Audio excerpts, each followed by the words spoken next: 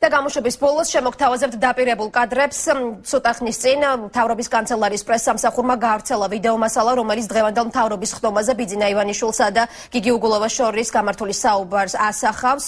შეგახსენებთ, რომ დღეს მთავრობის ხდომაზე ქალაქის მერს ხდომა დაატოვებინეს.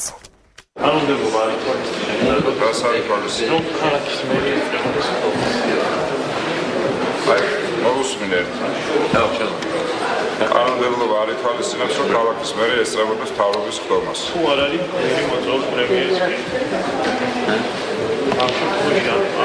აი მოვიდა პრემიერი და ვკითხავ მე თვითონ გავასრულებ თუ შეიძლება, ხო? როცა გამიძინა საკითხი საჭირო ჩამოიტანის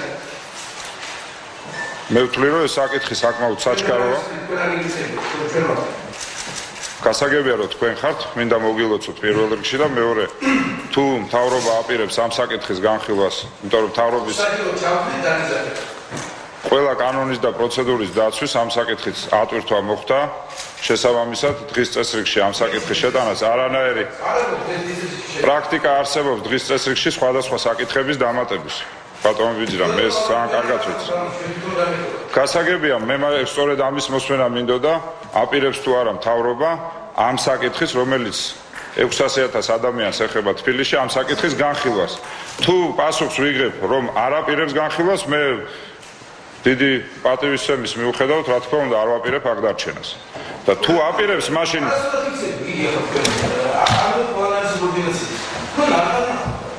მე არც არავის კარნახოს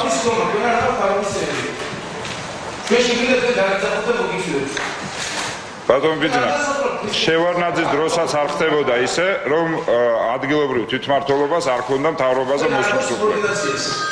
მე